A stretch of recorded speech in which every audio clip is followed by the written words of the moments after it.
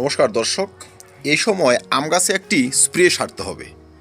এই স্প্রেটি এই জন্য সারতে হবে, আম গাছের এই ডগাগুলোকে এখন যদি লক্ষ্য করেন ভালোভাবে দেখবেন এই ডগাগুলো কিন্তু মুকুল আসার জন্য এখন তৈরি। বিশেষ করে যে সমস্ত গাছ একটু অ্যাডভান্স ভ্যারাইটি, যেমন এটি ব্যানানা ম্যাঙ্গো, এখান থেকে কিন্তু মুকুল আসবে মোটামুটি 1-1.5 মাসের মধ্যে মুকুল চলে আসবে। মানে কোনো রকমে ডিসেম্বরটি যাবে হয়তো, বা ডিসেম্বর লাস্ট দিকে কিন্তু মুকুল চলে আসবে। আর এখন যদি এখানে একটি কীটনাশক স্প্রে করা যায় তবে কিন্তু ভালো হবে। কেন ভালো হবে? নয়তো এই সমস্ত পয়েন্ট ফেটে যখন মুকুলটা বেরোবে সঙ্গে সঙ্গে চোষক পোকা মুকুলকে নষ্ট করে দেবে।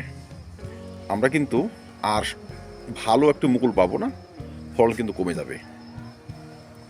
তাই যাদের গাছে এমন পয়েন্টগুলো দেখা যাচ্ছে এখন একটু ফাটা বা মুকুল বেরোবে তারা একটু কীটনাশক এখন স্প্রে করে দেবেন।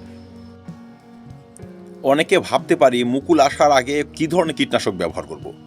দর্শক, এখনও মুকুল হয়নি, এখন সব ধরনের কীটনাশক ব্যবহার করতে পারবেন। তবে চোষক পোকাকে দমন করতে পারে এমন কীটনাশক যদি ব্যবহার করতে পারেন ভালো হয়। প্রপিনাপস, সাইবারমেট্রিন, ইমিডাক্লোরোপিড ব্যবহার করাই যায়। নিম তেল, কাকাও স্প্রে করতে পারেন, বা একতারার মতো কীটনাশক এখন স্প্রে করতে পারবেন। যেটাই করেন এখন কিন্তু করতে হবে অন্তত পক্ষে 2 বার, যদি আপনি এই সমস্ত পয়েন্টগুলোকে বাঁচিয়ে রাখতে চান বা পরবর্তীতে সুস্থ মুকুলের জন্ম দেখতে চান। যাই হোক, এখন ধরুন একবার আমি স্প্রে করব এই প্রোপেক্স সুপারে। ধরুন যদি এখন প্রোপেক্স সুপার একবার স্প্রে করি, তার 10 থেকে 12 দিন পর নিয়ম করে 10 থেকে 12 দিন পর আমি আরেকবার স্প্রে করব। 1 লিটার জলে মাত্র 2 ml। চোষক পোকা যখন আম গাছ থেকে বিদায় নেবে, একটি আমের মুকুলও ঝরবে না, একটি আমের মুকুলও খারাপ হবে না। 2 নম্বর হচ্ছে এই সময় আবার একটি ছত্রাকনাশক স্প্রে করতে হবে। কারণ চোষক পোকা যেমন মুকুলকে নষ্ট করে দিতে পারে, সেই সঙ্গে ছত্রাকও কিন্তু মুকুলকে ঝরিয়ে দিতে পারে। তাই হবে ভালো মানের একটি ছত্রাকনাশকের ব্যবহার। ছত্রাকনাশক হিসেবেও কিন্তু আমি মিস্টার টপ ব্যবহার করব।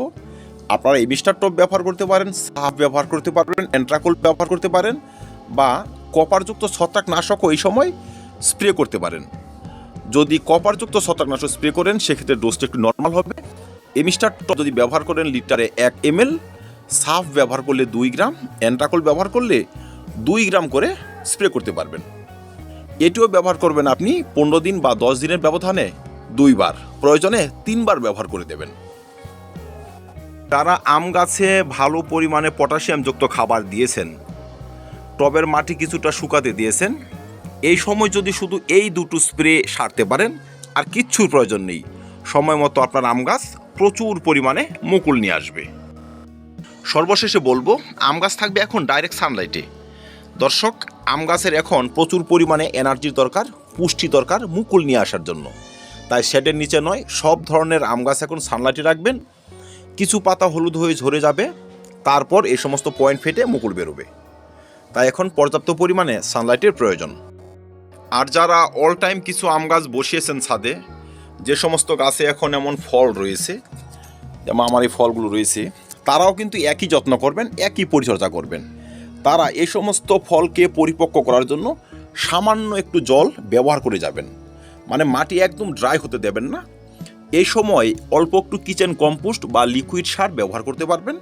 সে আপনি এখন ব্যবহার করে দেন, 15 দিন পর আরেকবার ব্যবহার করে দেন, 2 বার। আর বিগত দিনে যদি ভালো পরিমাণে খাদ্য দিয়ে থাকেন, সে খাদ্য দিতে হবে না, শুধু একটু জল ব্যবহার করে যান।